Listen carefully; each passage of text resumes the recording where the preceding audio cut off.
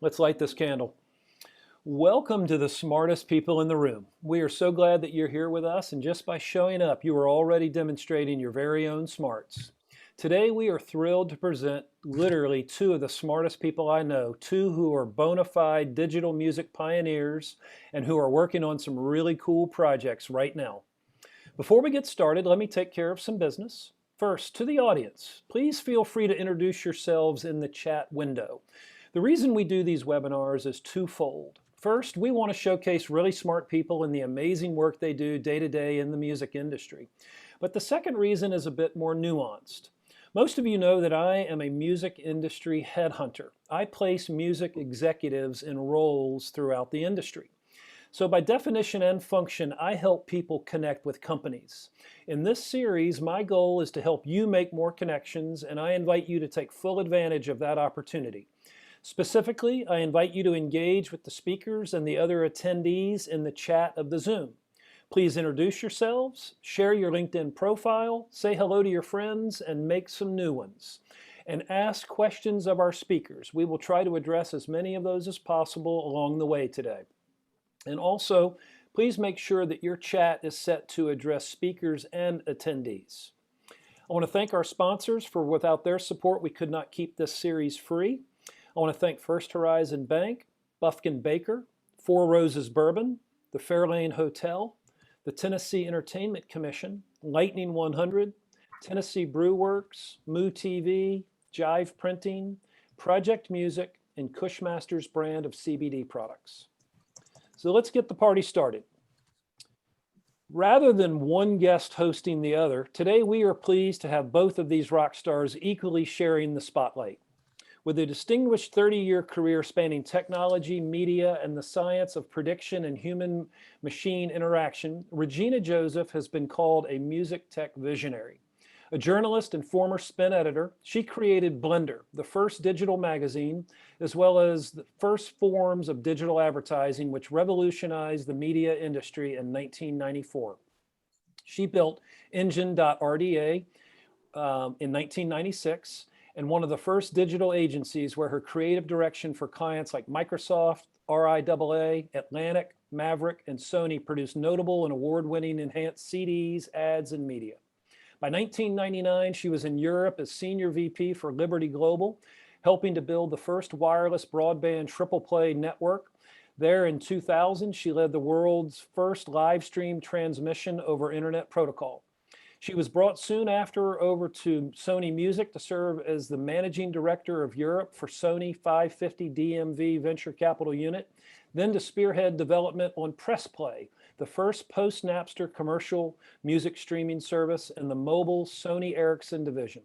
Her foresight in technical and geopolitical trends and her track record for innovative software led her to work as a recognized super forecaster, and her US and EU government-funded research over the last decade at the forefront of quantified prediction, decision-making, and hybrid analytic systems. Since 2011, she's won 3 consecutive IARPA research programs and received 2 National Science Foundation awards. She's been awarded a patent and has another patent pending through her boutique 2-person R&D agency called Pytho.io. Welcome, Regina. What a bio that is. Thanks so much, Tom. And joining Regina in the other seat today is David Hughes. David has nearly 3 decades of experience in digital technology strategy, focusing for almost 25 years on online music distribution. He began his career at Sony Corporation in Tokyo in 1993 and first became involved in the digital distribution of music in 1996. In 1998, he moved to Sony Music in New York, where as Vice President of Technology Strategies and Digital Policy, he created and headed the industry's first online distribution department. His responsibilities included the creation of both the technical and business infrastructures required to enable mass online distribution. In 2006, David joined the RIAA in Washington, D.C., where for over 14 years he represented the major recording company's technology interests as CTO. His responsibilities including the development and promotion of technical standards, emerging technologies and new formats, as well as outreach to the broader technology community. In April 2021, David became an independent strategic technology consultant. His clients include the RIAA, Sound Exchange, and JAXTA, a comprehensive source of official music metadata. David's contributed to the development of a number of formats and standards, including MPEG, DVD audio, SACD, Blu-ray, ultraviolet, and DDEX, and has been very active in the promotion of high resolution and immersive music. He holds a Master of Management Science degree from the University of Tsukuba in Japan.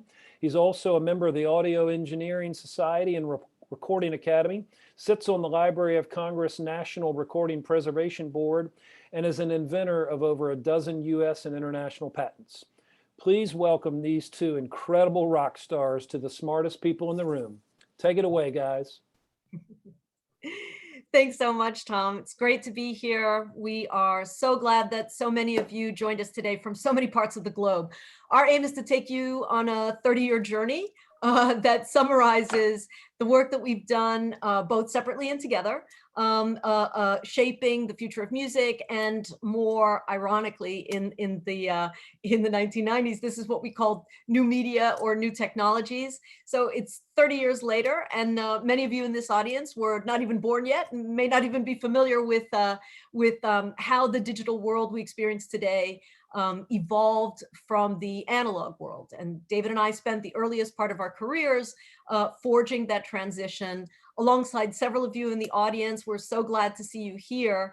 Many of you have even been previous participants, occupants of these smartest person in the room hot seats. Like I know Ty Roberts is coming, Albie is here. Albie was just on a couple of months ago. Dick Wingate, Richard Goddard is here. So happy to see you all. So for those of you in the audience, however, for whom this sounds like ancient history, allow us to be the Mr. Peabody to your Sherman. So with that, I'm going to turn it over for David, and I'm also going to, we have some visual aids for all of you to make this a little bit more fun. So shortly I will set this up so that everybody can see the screen and get a little bit of a taste of our world. And hopefully everybody can see that. Okay, David, take it away. Thanks, Regina. Yeah, so rather than looking at our faces, at least mine, you can look at Regina's fancy graphics and take a trip down memory lane. So, Regina, there are so many people in the audience today from so many worlds. This is a completely different Smartest People kind of event. We got people from the music and creative tech industry, of course. We got telecom people, we got diplomats, defense and intelligence agencies, scientific research, the development community, ARPA, DARPA, all kinds of crazy stuff. So I think it's really, really interesting to see these people come together, and hopefully what we have to say is interesting. So you've literally been there and done that, Regina. Some people call themselves futurists, but I'll tell you, Regina is the real deal. She's a certified super forecaster. She has a 30-year track record, like statistic proven as a forecaster and predictor of future events. And we're going to come back and talk about that in the second half a little bit more. But Regina's career in particular is just like taking a walk through the history of digital media technology history. She was there at the forefront, pioneering and being involved in so many things. I actually joined a little bit later, and then we worked together. So we met around 2000 in Sony Music. And at that time, we both worked for two gentlemen. I use the term loosely for one of them, Fred Ehrlich and Al Smith. And I could spend a whole hour just telling Al Smith stories. I know Regina fondly recalls Al's fashion sense when he would come to like a board meeting in a Curious George t-shirt, for example.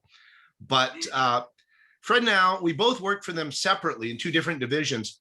But one of the things that they asked us to do was to work on one of the first commercial music services. That was Press Play. They eventually launched in May of 2001. And that was really Sony and I think it was Warner and Universal at that time's response to Napster.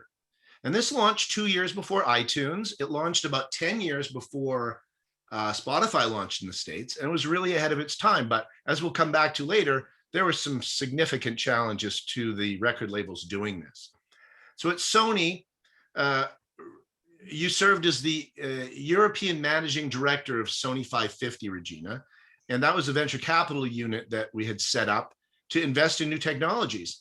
And at the same time, Sony Music also had actually hired you to be VP of Business Strategy in Sony Music in the UK. So you had your fingers in so many pies, and working really on the technical and network integration of all the Sony brand stuff. Sony Ericsson and the mobile division in particular was really heating up in Europe.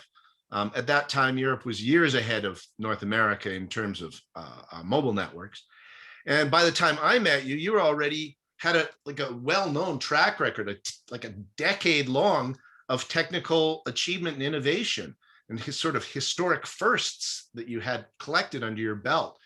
You created Blender, the world's first digital magazine, which changed media history. That was launched in 1994.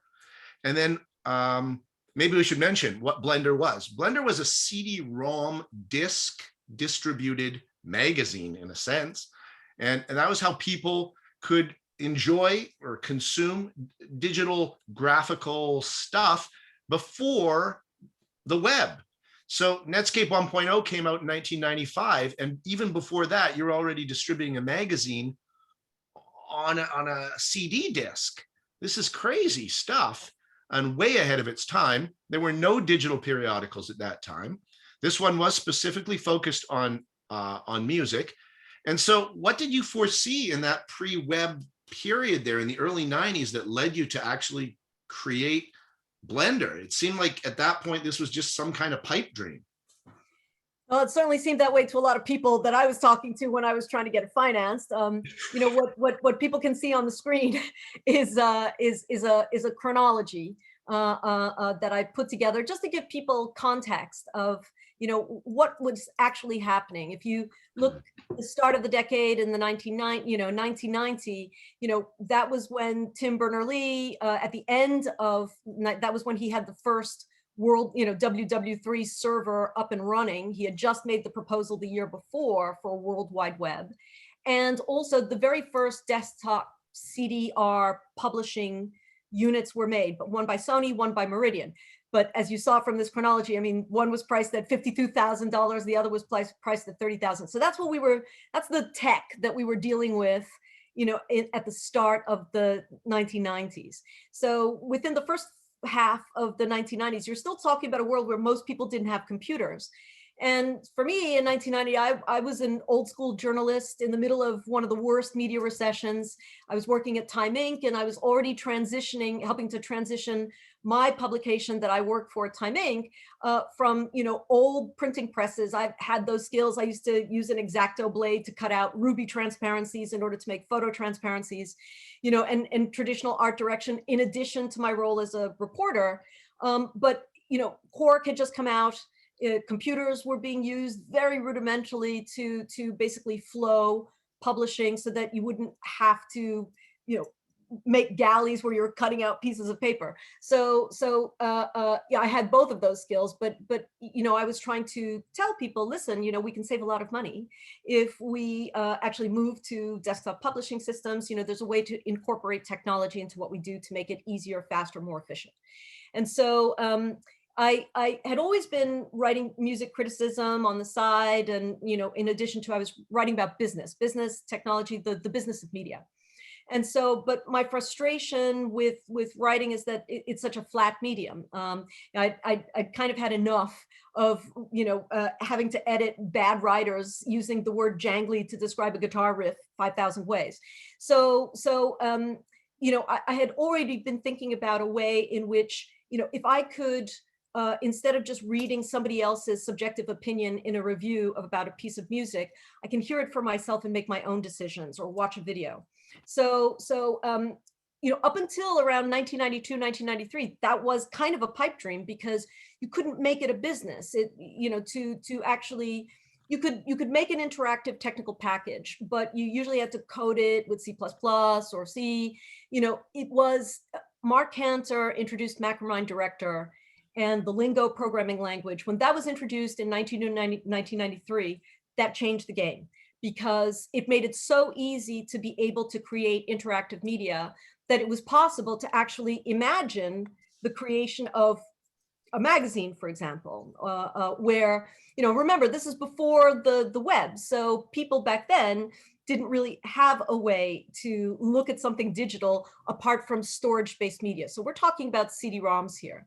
But in order to build that, you still needed an easy and clean way to code that up, because the nature of the technology, as you can see, was very slow, very chunky. Burners, if you could find them by 1995, were the size of a dining table, and they cost $50,000. In New York, there were only 3 of them in all of New York City by around 1994. So that's what we're dealing with.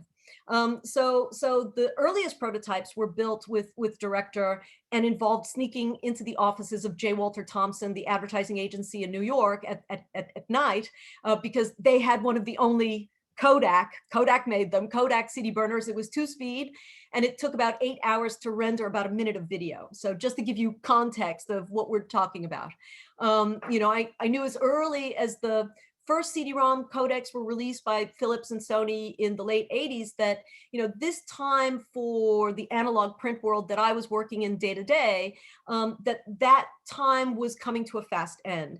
So I thought, well, I've got both the analog skills and the digital skills. I'm just the sort of person, who could help build the first type of digital publication. So in addition to designing and directing and shooting and editing what ultimately became Blender, I also had to think about how it was going to pay for itself, advertising revenue. So there was no such thing as digital ads at that time. So I had to make them. And what I have queued up here on the screen, which you might be able to see, is a video actually of the very first ads that were created for, whoops, that's going too fast. Let me bring that back and see if I can run this. Okay, maybe we'll leave that for, okay, here we go. I'm just gonna see if I can drop this in so that you guys can see a little bit. So there might be some of you who never saw Blender. So just to give you a sense, this is actually a talk that I gave in 1995 at the Rand Corporation, showing alongside John Pastel, who actually was one of the people who created the internet. And we were giving a presentation to Rand about new media, what was then called new media. So you're seeing an early demonstration of Blender that I was giving back in 95 to Rand to give you a sense of some of the other stuff. This is a look at the ads. This is an ad that I did for SonicNet. Let's see if we can. For a New York-based BBS all about music called SonicNet. And the ads that were done are all pretty different. This basically tells you a little bit about SonicNet. You have some indie audience that this appeals to. We also had an ad. I don't know if Ted Cohen is in the audience. He might be. But Ted, when he was at Philips CD-ROM, he was also one of the people who was willing to take the plunge, and make the first forms of advertising with me. We did one for we did one for Philips CD-ROM. So at this time, there was just a handful of basically punk digital media creators in New York City. Eric Swenson, who created Blam, you can see that on the timeline here. He's in the audience. The folks at SonicNet, for example, SonicNet ultimately wound up being acquired by Viacom, MTV, and then Liberty Global, which I went on to work for later. So you had a small group of people on the East Coast, Joel and Aline Stein at Voyager, cannot forget them. And also, of course, you had the folks on the West Coast. Albee is in the audience, Ty Roberts at Ion Media. They created the David Bowie Jump CD-ROM, Ted Cohen, of course. So it was a small group of people. Dick Wingate was at Liquid Audio. So there was a small handful of us who were trying to figure out how to use digital media in the mid-90s and wrestling with some of the technical challenges. So, we tried to, within our group, we had a lot of, excitement about this and passion. But the response for people outside of it, there was resistance from almost every single corner of the media and tech world around what we were trying to do. And with good reason, in their eyes, we represented their demise. analog being replaced by digital was not something that they were necessarily looking forward to. When I was shopping Blender around to media companies in 92, 93, looking for investment, I had a meeting at Fox that I vividly remember. I was a 27-year-old pitching, a weird magazine that comes on a disc, talking about the media, how the media world was going to change completely, and how old media people would soon be out of jobs. First, I was the only woman in the room, except for Susan Line. Susan Line was in that room. She was the editor of Premiere at the time, Premiere magazine at the time. And, there were about 10 other men in the room. And the reception I received to my pitch on Blender at that time began first with some polite eye rolls. By around, 5 minutes into the conversation, that had been replaced by just overt laughter. So, there was just laughter at the suggestion that print was on its way out, that the ending with the leader of that meeting, very influential senior Fox executive, when I was leaving the meeting, he came over to me and he patted me on the head like a little poodle and said, you're such a cute little girl. Why are you wasting your time with this? No one will ever want to read anything on a computer. So yeah, so that gives you a little bit of context, David, in terms of what was going on in the mid 90s, 25 years ago, 26 years ago, around trying to make this stuff happen. Okay, so not everybody was buying into it, but and a lot of people were probably oblivious to even the existence of Blender, but the in crowd certainly knew what was going on, and Blender's creative direction and its design and its technical features, a lot of people sort of woke up and started to see what was possible, and they started to say, hey, we want Blender style stuff for our brands and our bands. And so in 1995, you're hired to create sort of proof of concept products for the RIAA, in fact, for the Recording Industry Association, and started farming out those to the major record labels. And pretty soon there was a real call from labels and artists who wanted this kind of stuff, but there was really no one to go to. And I think that's what led you to create the first digital development agency. I don't know if there's a term for it, engine.rda, right? That's right. I actually completed the RIAA Enhanced CD. Albie is also here in the audience, a creator of that codec. The Enhanced CD, it was called SPEW Plus. We did it with Atlantic Records in 95.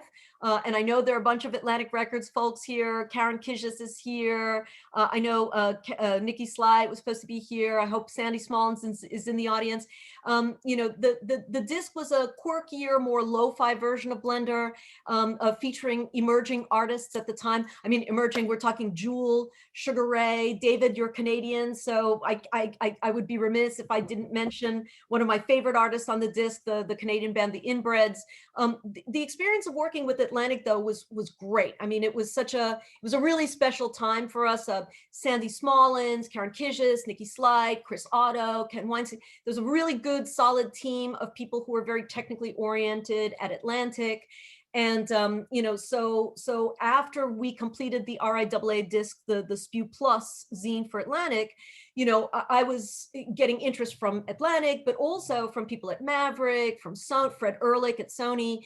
They were saying, hey, could you do for us what you did with Blender and what you did with SPEW Plus? So I knew that I had to find a kind of home in order to actually build this stuff for people. So in 96, that's when I launched engine.rda as the founding creative director. And that was a partnership with a traditional New York City advertising agency called RDA.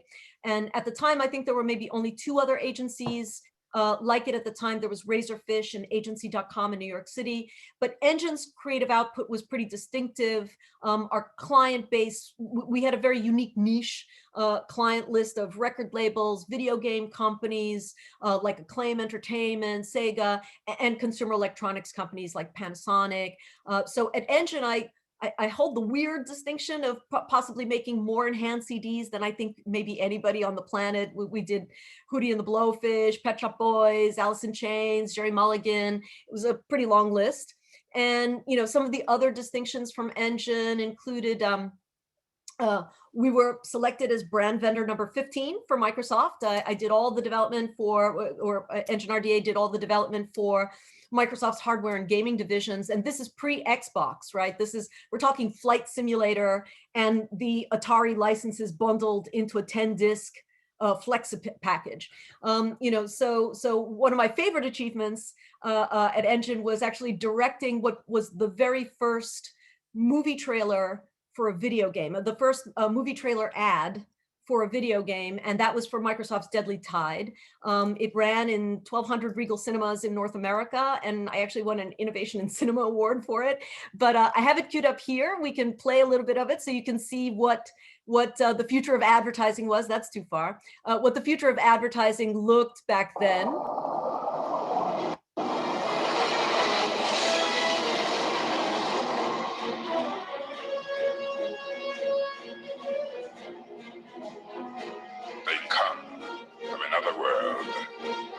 To destroy us from our own oceans. And the battle through their ages. Not in our skies, but in our seas.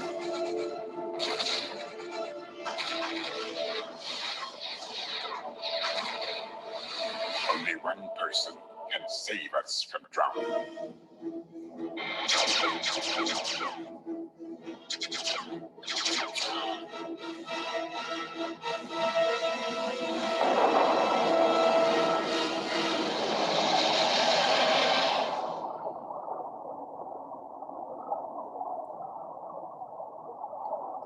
Yeah, so that was the future of advertising back then in 1995. I'm going to stop this. That's part of our demo reel. You don't need to see all that.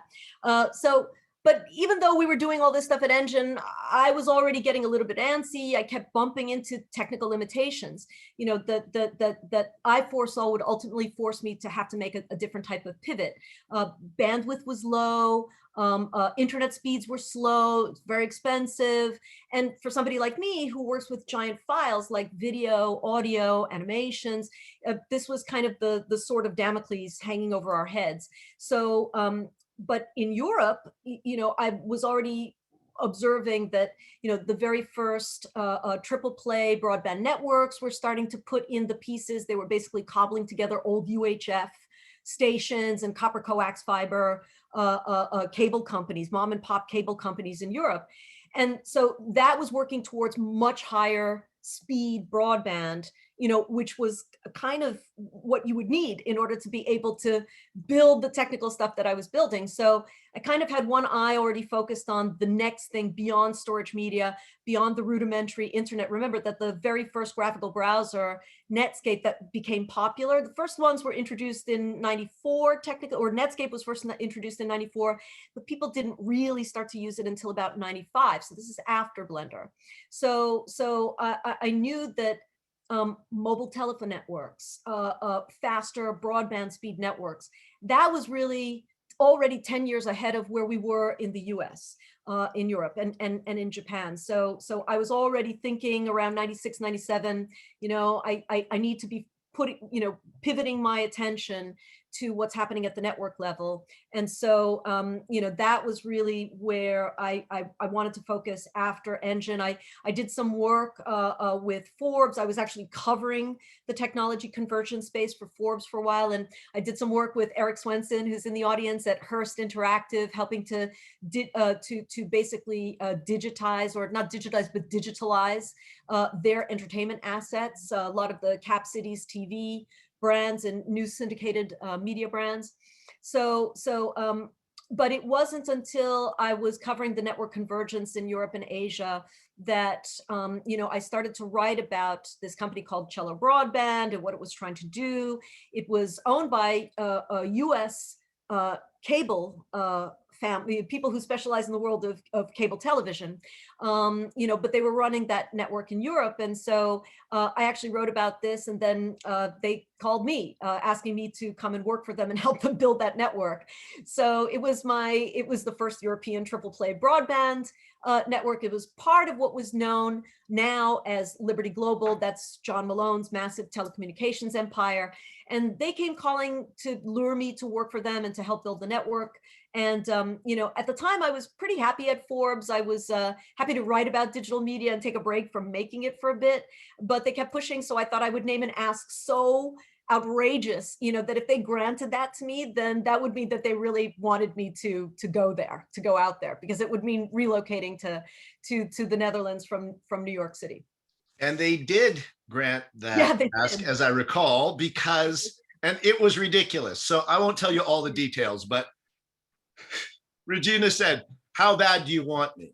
If you want me, you have to start by relocating me and my dog, my Japanese Shiba Inu dog, Yoshi, first class to Amsterdam.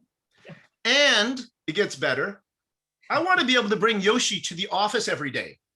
Now, this is in the 90s. Nobody brought their dog to the office. It was against the law in the Amsterdam. They had to get special permission to change their permits so she could bring the dog to the office.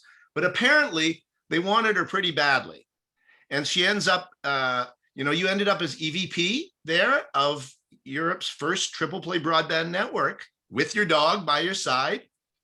And you worked with lots of sort of other smartest people in the room, John Taplin and Jim Griffin's here today, I know, and a bunch of those people.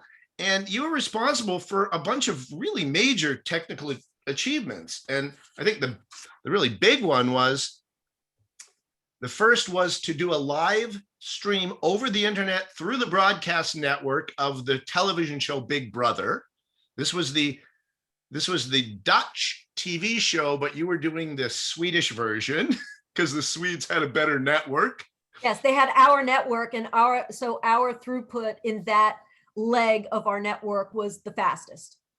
So that was streaming live from the reality show beginnings there. But more impressive, I think, was that you really wanted to show that the internet could be used to stream live video. And the hardest thing to stream, as I understand, is sports footage and live footage. And so you somehow convinced them that they should do a live stream of the Super Bowl in Europe. So that's confusing it a little bit. So the first project was, so we worked with the television. Endemol is the Dutch production company that produces Big Brother. They licensed Big Brother to Sweden. So we developed a test of the triple play broadband network in which we were Cello subscribers in Sweden would have the opportunity to, number one, watch Big Brother over their cable television. Number two, to be able to actually watch live stream feeds from the Big Brother house in Stockholm into their over IP, over the web. I get it.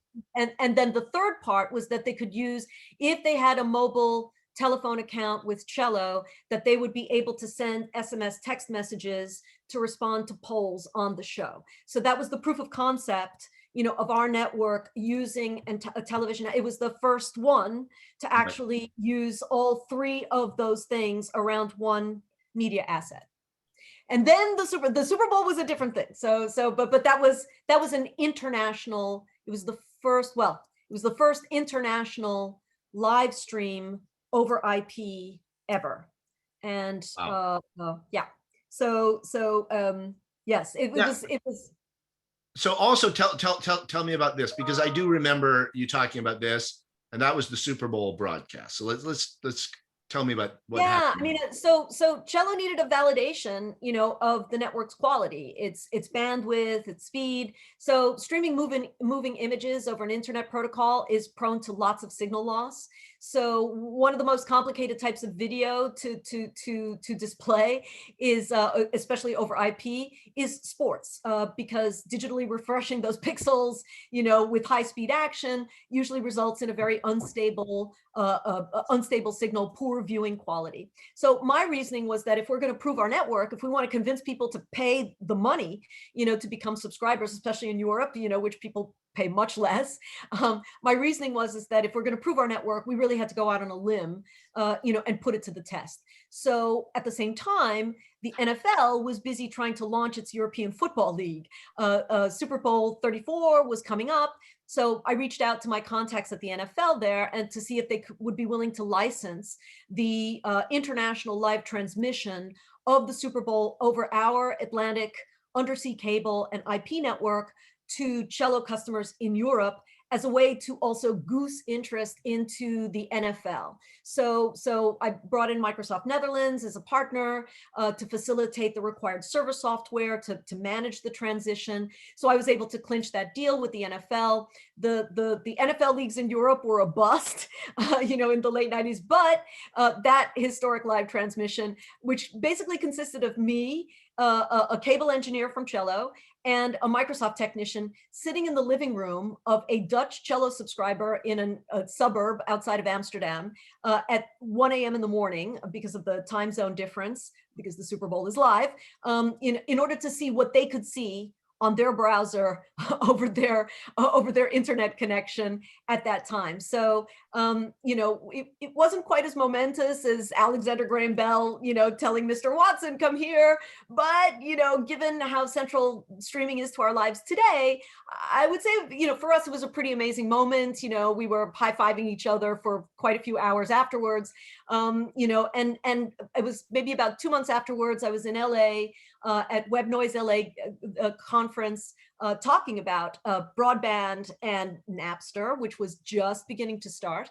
Fred Ehrlich, who was the head of new technology at Sony, and a pragmatic visionary, as he would like to say, was waiting in the audience to talk to me. And so I really liked Fred. We'd worked really well together, had a great experience working with him when Sony was a client.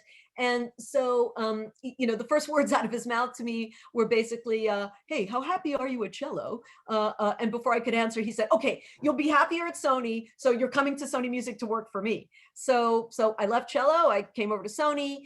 That's when you and I first met. And we got on like a house on fire, right away. We shared so many similarities where both of us are Japanophiles. Both of us went to specialized high schools. I went to Stuyvesant, the specialized math and science high school here in New York. You went to a performing arts high school in Canada. And both of us worked in VR briefly in the 1990s. And our paths to Sony and to becoming technologists in the music industry took slightly different forms, though. You went to this performing arts high school, and during high school and university, you were also an exchange student in Japan. So you got your master's in management science in Japan at the University of Tsukuba, which is a very distinguished university in 92. You got that in 92. And you wrote your thesis in Japanese, which, for anybody who has ever learned Japanese as a language, you have to give kudos to the difficulty of doing something like that. That is a massive, massive achievement. And that led to your prestigious gig at Sony at a young age. You started Sony Corp in Tokyo. In 92, you were doing digital stuff. You were working on Vio, and that's when you did Glasstron. Glasstron is the Sony virtual reality headset. That was around 1995, 1996. So while I was working on Engine, that's what you were doing in Japan. And so you entered Sony Corp in 92. And you were working on a global strategy for their animation agencies. Sony had about 7 animation agencies.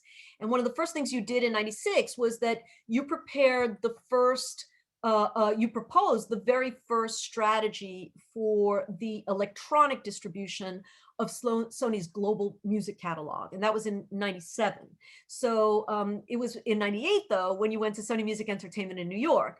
And that's where you were running what was known as EMD, Sony Electronic Music Distribution Department. Now it's called the Global Business Department, but you were the guy that was essentially overseeing a lot of what we were looking at when we were talking about music distribution with Press Play. So what did you, when you started at Sony Music Entertainment in 98, what did you think the distribution opportunity was in 98, and what was your strategy at that time?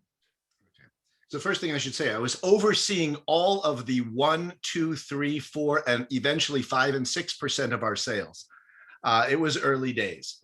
But back in 97, when I was still seconded to Sony Music from Sony Corp, I made a presentation for my boss. I was in the CEO's office in Sony. And it was, he wanted to know, what is this music distribution thing going to look like? And I remember we had a slide, sadly, I don't have it now, of a person in Central Park with a radio, presumably a digital radio, and they're listening to the radio, a song comes on that they like, and they're going to push this button. This is the button.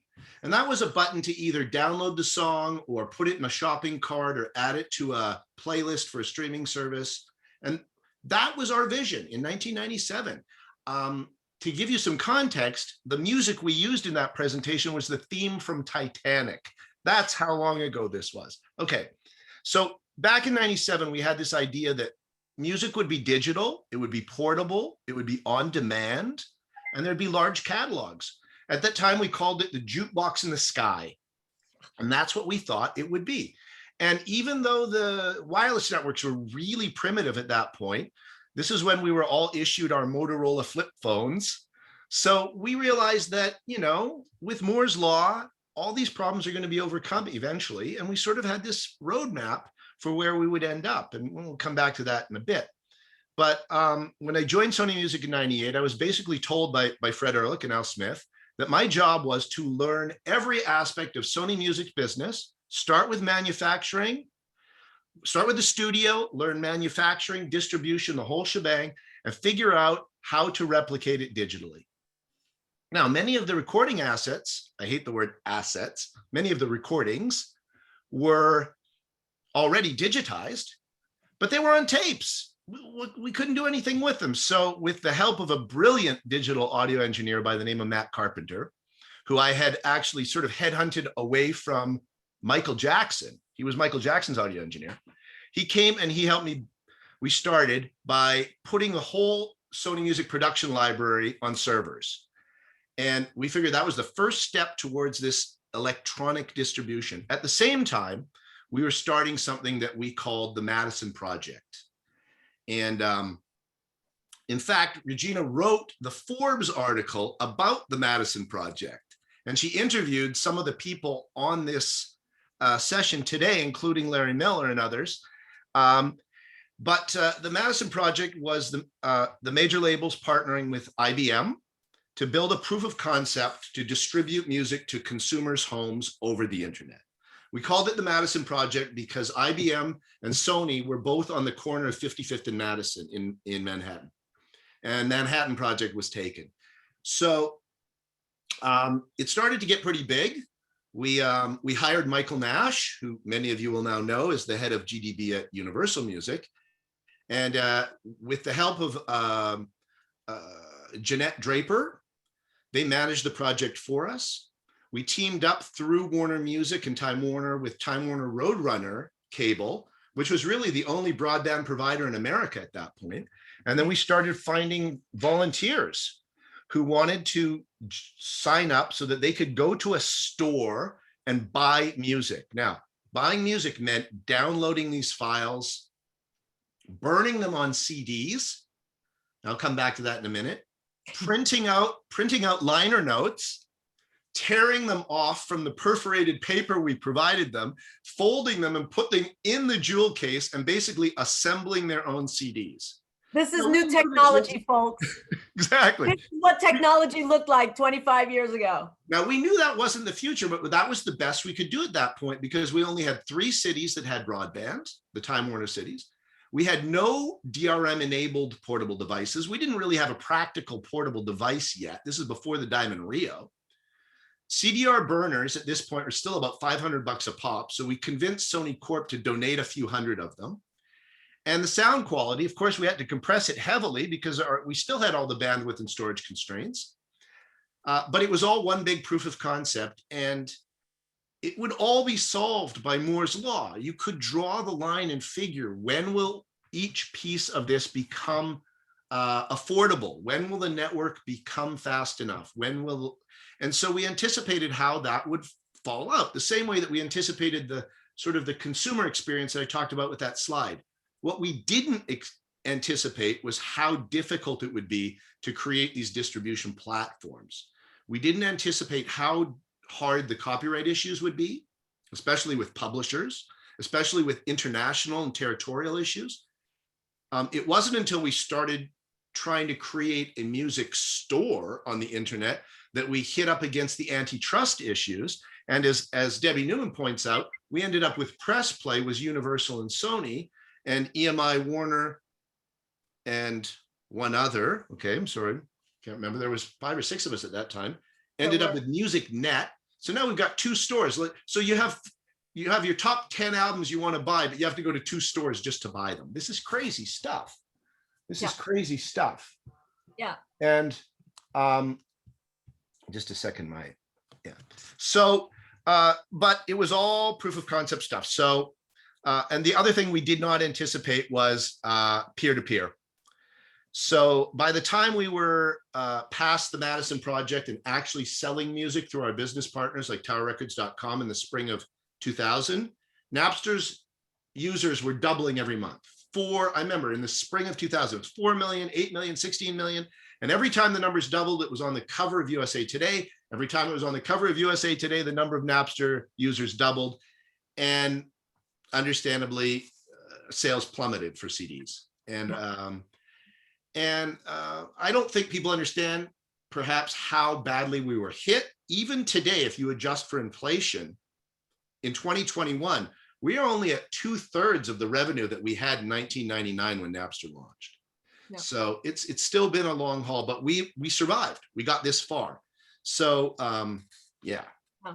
And David, during our time at Sony, you may recall my own experience working on the launch of Sony Ericsson, where I was wrestling with the mismatch between old copyright structures and new technologies. In 2001, I was trying to forge a compromise between one Sony division that assumed Sony ATV Beatles catalog was on the table, as part of their special limited edition rollout for their brand new Sony Ericsson mobile phones. Polyphonic ringtones were at the time, what was possible in the technology, and that would be packaged with the smartphones that Sony Ericsson was going to launch in 2001. On the other side of that negotiation was Richard Rowe at Sony ATV, who was, hang on a minute here, So even within Sony, there was a lot of back and forth about, how do you deal with this? I mean, at the time you had to ask yourself, who owns a polyphonic mechanical right? Who makes it? Do we produce it internally at Sony? Do we keep that? So there was a lack of agreement. We had no prior models, so it meant that the lack of agreement on answers to digital rights, often led to inertia or products and services just getting killed. So to put it in context, by 2005, 15, 16 years ago, most people in the US didn't have smartphones, and most people still bought discs, physical discs. So as exciting as building all these new digital products was, it was still really frustrating to be stymied by the misalignment between tech and copyrights. And we watched a lot of promising things die, except of course, according to you, David, in 2008, the digital rights management movement, right? Okay, so I think that Regina is referring to the fact that in 2008, I was famous for about 3 minutes for my statement that DRM is not dead. My actual quote was, I had 22 ways to sell music and only 2 of them, physical distribution and permanent downloads, didn't require DRM, everything else did. And my statement was, I thought to many of us, the future is obviously streaming. Streaming only works if you have DRM. And so I thought this was just a very reasonable statement, but I was ridiculed, perhaps not as badly as you were by the Fox executive, but in kind of the same way. People were just like, you're crazy. You don't know what you're talking about. You guys are Luddites, whatever. And to this day, I think people just don't even use the term DRM anymore after those MP3 days because we had such a bad time with it. So. Yeah, it's the funny thing is that, David, DRM is just basically just called NFT today, but that's not today's topic. That's not today's topic. Not today's topic. International rights management, that was just one of the details requiring, for me, it was one of the big details that I had to focus on increasingly, and that meant that I was also focusing on the geopolitics of technology. I was physically working between New York, Europe, and Japan, and each of those regions had very different technical infrastructures, different intellectual property and investment frameworks, and very different positions on how and which technologies were going to be supported and resourced. So the radio what a lot of people may not understand is that the radio spectrum that our telecommunications operate within, it's typically allocated via nation state driven auctions.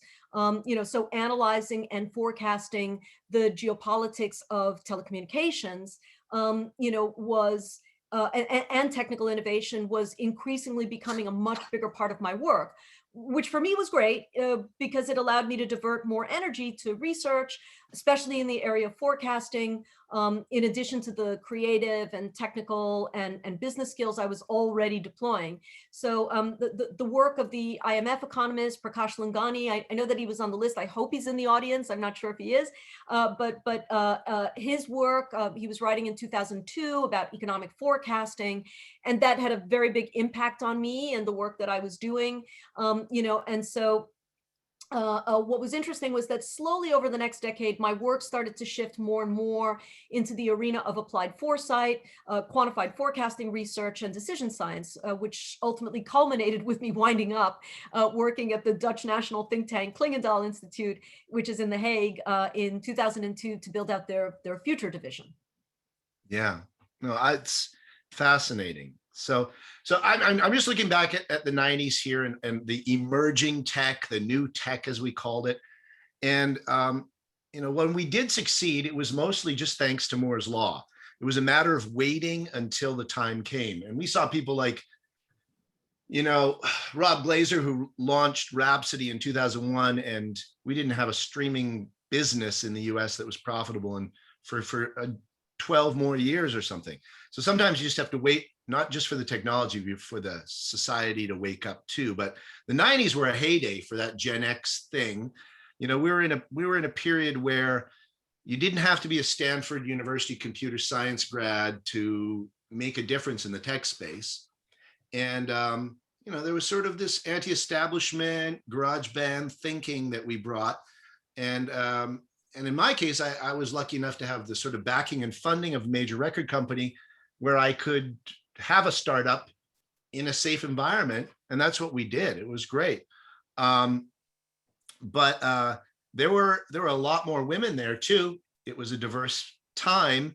I know Jamie Levy and Electric Hollywood, Marisa Bell at Echo, and Lara Stein was at Microsoft, and all these people. And it was a different time. And a lot of us, you and I in particular, didn't even have engineering degrees. We spent 30 years innovating software and network technology. And, we both learned to program on punch cards when we were kids, but neither of us became computer scientists or programmers. We loved computers. We loved technology. We saw what it could do. And maybe because we weren't trained the same as some of those other people, we kind of figured out how to leverage our multifaceted backgrounds towards solving some of these problems. And I think, when we were in college and even university, the technology couldn't do any of the things we were dreaming of. But, over the course of 25 years, we've come to a place now where the technology's caught up to the dreams we had. And in a sense, we kind of made it possible by contributing our pieces and then waiting for the technology and society to catch up. But, digital publishing, streaming services, rights management, all these things that we were mocked for back then. And now that's just the foundation of where we are. It's great, I think. So yeah, I mean, it's, you know, you know, the stuff that we were doing 30 years ago that our colleagues mocked us for even contemplating 30 years ago, they're now the foundations of our digital society. And you know, I think of Napster as a Y2K scenario of another kind. And in 2000, it kind of acted like a guillotine. It made a clean chop, separating the body of the long analog history of the music industry, which was based on physical plant, from this small head that represented the emerging digital incarnation of selling music.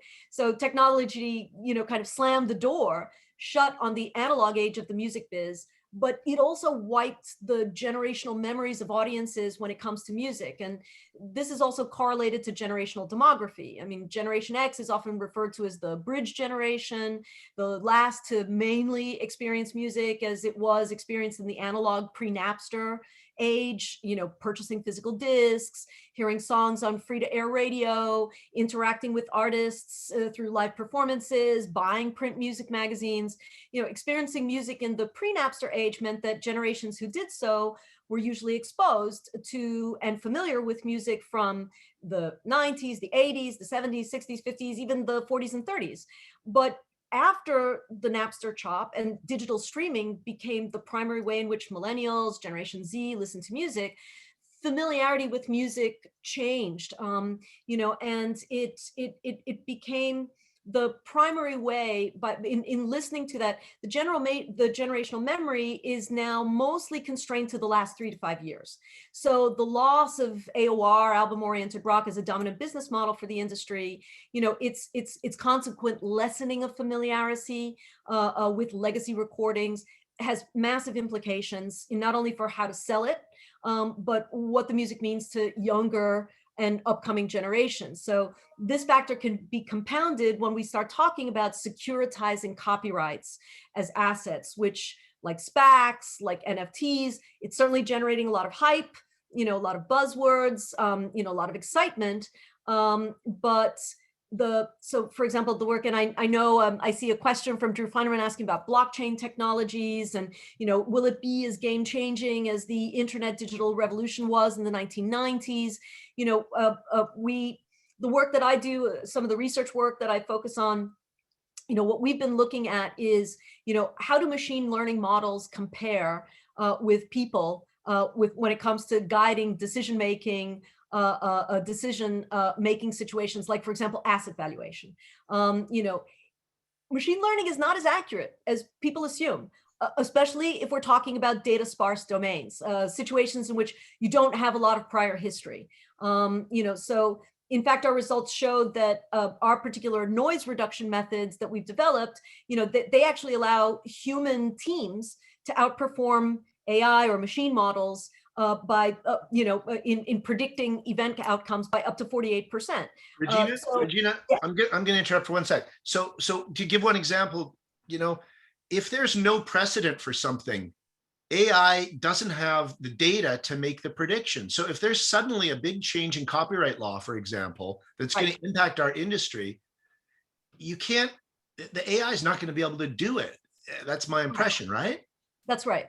So you know, you have to understand what parameters are being used in the algorithms that are being set by companies that are using this data in order to make their decisions. But typically what happens is that those models can't update what they know as efficiently as human brains can.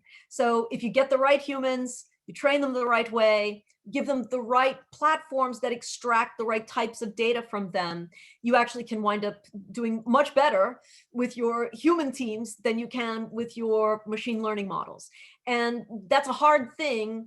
You know, that's a hard thing for people to understand, because so much of what they're hearing is the public hype around AI is better than humans, you know, machine learning, it's coming for all of us, right?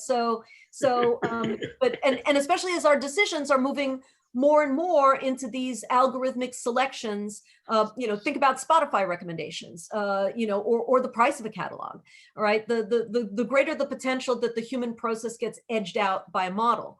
But our work has shown that this is not always the optimal way to achieve best results. So mitigating the downside long tail risks of the technologies that we helped to introduce, 30 years ago, back in the 1990s. That's kind of one of my favorite pet areas of interest, for applying the research that I do. Right. So, so you talked about the human and machine interaction, and clearly leaving it to the machines and the AI isn't going to solve our problems. You have the honor, it's truly an honor, of being a super forecaster. And we can't get into that so much, but you have been in these competitive programs making predictions and forecasts. They've been sponsored by the Pentagon or the Director of National Intelligence through the IARPA, which is the Intelligence Advanced Research Project, sort of DARPA for the Director of National Intelligence. And they spend a lot of money investing research in high risk, sort of high payoff, long-term projects. And, there's a lot of people, as I said before, that call themselves futurists or visionaries, but, you got sort of statistical proof here. And you've turned that into a set of tools that could be used for anything from geopolitical forecasting to figuring out the future of the music industry. And let's hope. Let's hope. You've won all these awards, and we don't have time to get into everything today, probably, but you created tools that some of the governments around the world, including Dutch government and others, have used to train their people to try to predict the future and stuff.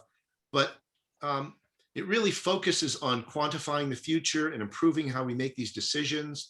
I had the good fortune of being a human guinea pig in some of these projects and going through the company that you've created, Pithos, created this 5-step supply chain sort of program for predictive accuracy, which is really trying to, and so I'm really interested in hearing what you have to say about how we can use area experts and crowdsourcing and these tools that you've created to deal with some of the challenges that are faced by the music industry. And so maybe you can talk about that. I mean, I think the message that we kind of want to end our remarks, I know we're at the top of the hour. I think the main message is one of hope, right? That many of us worry and fear about how technology is going to reduce our humanity. It's going to extract meaning from our lives and enslave us to robot or oligarch overlords.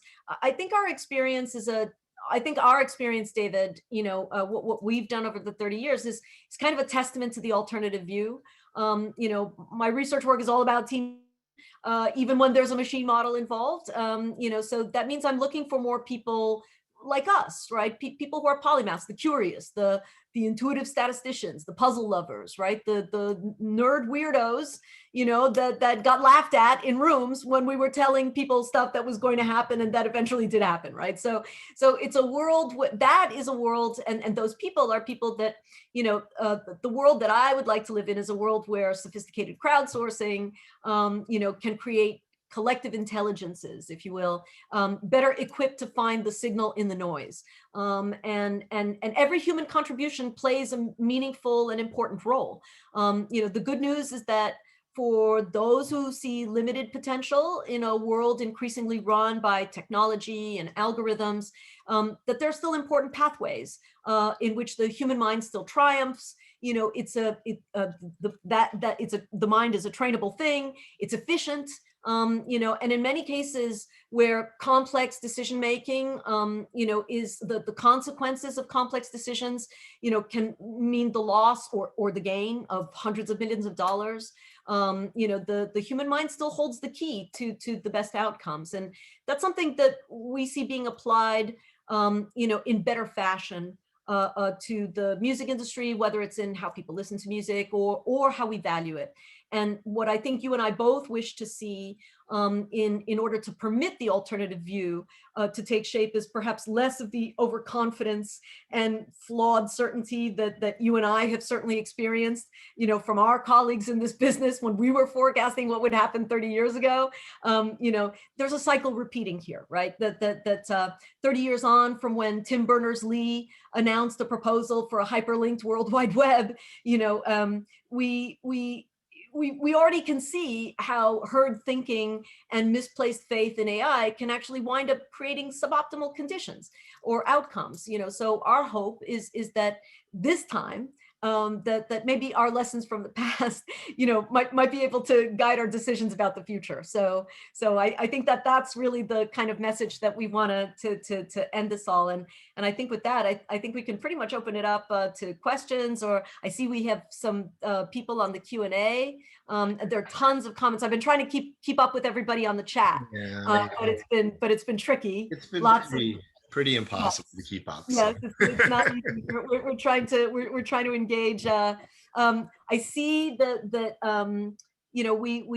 I hope that we Drew Feinerman asked the question about blockchain. Do we think that blockchain has the potential to be a game changer in the internet digital evolution that was in the 1990s? I would say that it has the potential to be a game changer, but not in the way that people expect. In other words, does it have the potential to be a good change or a bad change is still, I think, the question mark, to the response. I think that you can spend a lot of money on blockchain and it may not necessarily deliver what you're looking for. By the same token, if you apply it appropriately, it can be very useful. The issue is, what are you using it for? You're trying to authenticate certain types of assets. So could you use it? Of course you can. But again, in the same way that we were thinking about DRM back then, there are all these sort of hidden layers of traps, that might catch you. And blockchain is not cheap. It's expensive. And not only is it expensive financially, we also know that environmentally it's very expensive. So we have to ask ourselves, in terms of the types of changes that we want in technology, what changes are we really thinking about here? How good are those changes for us? Is it a short-term change? Is it a long-term change? Or does a short-term positive change create long-term negative risks? So that's the real question when we start talking about blockchain. So to use it intelligently is really the issue. My comment about blockchain is that most of the problems that people want to solve with blockchain can be solved more simply. So kind of an Occam's razor kind of approach, where why use blockchain if it's just the Rube Goldberg machine of solving the problem? And there are problems that it will solve, but a lot of the problems we have in the music industry are not, that's not the problem. We have problems with bad data, we have problems with all kinds of stuff. It's not necessarily something blockchain would. Anyway, right. I saw another question that there's no mention of iPod or Apple. Yes, that's from Jeff Bachman. Hello, Jeff. Hope you're still on the call. There's a reason why we didn't mention, because it happened so late. The first iPhone didn't come out till 2007. So which is already almost 2 decades. After we started to think about this. So iPods were earlier. iPods. The first iPod, I believe, was like 2003, maybe. I think it was 2003, 2004.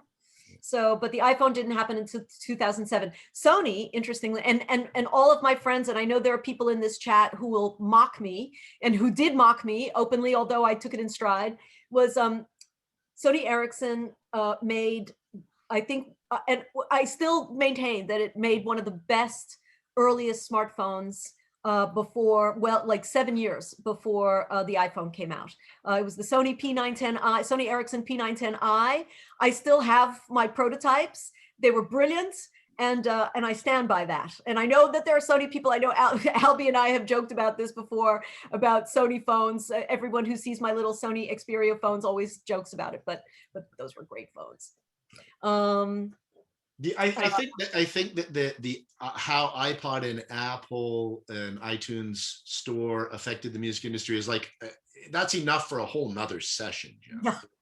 Yeah, You have to remember that for almost 2 years, the iPod was for sale before the iTunes Store launched. And that had a major impact on the way that people consume music. And when I say consumed, I don't mean purchased. yeah, that's right. That's right. And I mean, I still know people who still have their old iPods. I was talking with somebody recently who was saying how, he was a huge Rhapsody fan. He was a big Rhapsody fan. And he was using that on, the sort of early, I think we had, what did we have? We had Zune. There was Arcos. I was an Arcos user. Lots of these, the detritus of technology of the last 30 years is sitting in a giant closet in my house. I've got like, old Performas, Macintosh Performas. And if anybody out there has old DRAM batteries, please come and talk to me, please, because I really need to find one. I doubt anybody's out there. I'm, scouring flea markets in Belgium as we speak to see if I can find one. But yes, please let us know. I think Eric Swenson, who's also on the chat, will also want to know about that. So. Regina, we had a couple other questions. Yes. One was about DRM. Yes. And did DRM kill the desire to buy music? Yes, that's from Lars. Hello, Lars. Hey, Lars. I think that for a while it did, until the majority of the people bought into the value of a subscription on demand music service like Spotify. And once that happened, I think that disappeared. And they weren't going to buy music anyway. If they're going to buy into subscription service, they're not going to buy music anyway. But for a while there, I think that it did. And it was a complicated time. And that would be another topic to discuss. Indeed. They're the exactly. digital aughts of the music industry. I know we didn't. I didn't even have time to really get into the 2000s. Chronology of the aughts. Exactly. And then there was another question: is what can be learned from these experiences? And I think somebody in the chat said, shout out to Regina, which is one thing we can learn is don't give up. When people say, this is stupid, don't waste your time, little girl, you don't give up. When people say you're crazy, that'll never happen. People don't want that. If you believe it, you keep going and you try to create the future that you believe is best for, in my case, for the industry, for the creators. I have a lot of friends who are audio engineers and producers and songwriters. And I'm always thinking, what can we do to make the industry better for them? And I think we learned a lot of lessons over the years. Yeah. And I would second that. I mean, same here. I mean, you and I share a lot of those same connections, artists, songwriters, musicians, engineers, producers, and, in addition to that cohort, all of the other people who aren't even necessarily in the music industry, these new technologies, in the same way that the technologies that we were dealing with, went far beyond, just where they existed in the music tech sphere, and so when we talk about, these things today, and I was sort of facetious when I said, NFTs are the new DRM, but I'm only half facetious. There are many people who are seriously looking at non-fungible tokens as a way to essentially preserve the authentication or to certify the authenticity of an asset, of a piece of copyright, and so there's validity in that idea. The execution is the issue, there's always the potential to expand this into other realms. I mean, it doesn't just have to be in the music realm. I mean, it's one of the things that I do is I train members of government, teach them these types of techniques in how to apply strategic foresight, how to make better decisions, how to think systematically through a process so that you arrive at the best decision. So there's a lot of application of this in virtually every single arena. The research work that I did with my research partner for the last couple that I'm still doing with my research partner, Pavel Tanasov, is focused on clinical trial transitions, predicting new drug success. And, especially in the middle of a pandemic, what could be a better application than trying to determine which COVID treatments and vaccines are going to succeed? So that's what we've been focusing on and trying to clearly identify what's better at being able to make predictions. Is it machine models? Is it humans? Is it these collective intelligence of humans where you aggregate humans, you give them an environment, where they are exposed, to the information that they need to improve their human abilities. And then that same environment also elegantly extracts the data from the humans in a way that you're basically harnessing that knowledge, that collective knowledge, and so there's no end to the potential applications of doing this kind of thing, and so we do see that very much as something that is just as valuable, valid in the music space as it is in a host of different arenas. I hope I answered that question. I think that was quite rambling. I think I've been rambling the whole time. I mean, I think that sort of brings us back to, brings us to the end that we were heading towards, which is, what did we learn from this? It's fun to go down memory lane, but we also want to think about the future. And I think we learn from our mistakes, but we also learn from things like these new tools that your company, Pitho, and others have to offer. And I think it's super exciting. So I don't know if people have other questions or comments, or if Tom has something to say, but. Well, just let me say this. I think there is a thirst for part 2 of this.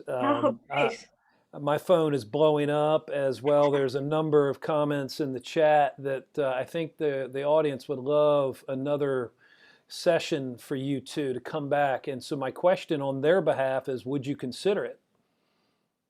Totally. We'd love to. We love this series. This has been a great place to hear from all of those colleagues that we worked with, during the Wild West, of the 1990s. So, and through the aughts and so on. So, we'd love to do it. We think this is a really fantastic, knowledge preservation is what this is really about, is preserving the legacy of what we've learned again, remember the guillotine chop of Napster. There are a lot of people here who were doing this stuff pre-2000, but that world is fading into the distance, but it's important not to lose that, because if you don't know your past, you're not going to be very good at predicting your future. Yeah. Well, that's a perfect mic drop. And so on behalf of the audience, just let me say thank you to you two. I'm blown away by how smart you guys are. I have delivered the literal definition of the 2 smartest guys in the room today. So thank you. To the audience, thank you for your attention here. This has been remarkable. I know you feel the same way. And I want to invite you to keep coming back again and again and again, including this Thursday. We feature another man who was mentioned earlier today. Mr. Ralph Simon is back in the host seat, and he is hosting Tarquin Gotch. It's going to be so remarkable. So please tune in. And with that, I will sign off with my normal goodbye, and that is be nice to each other and get a shot. See you soon, folks. Thank you so much. Bye, everybody. Thank you so much. Everybody. Thanks, Tom. Bye, David. See you soon. Bye, Regina. I'll talk to you later. Bye-bye.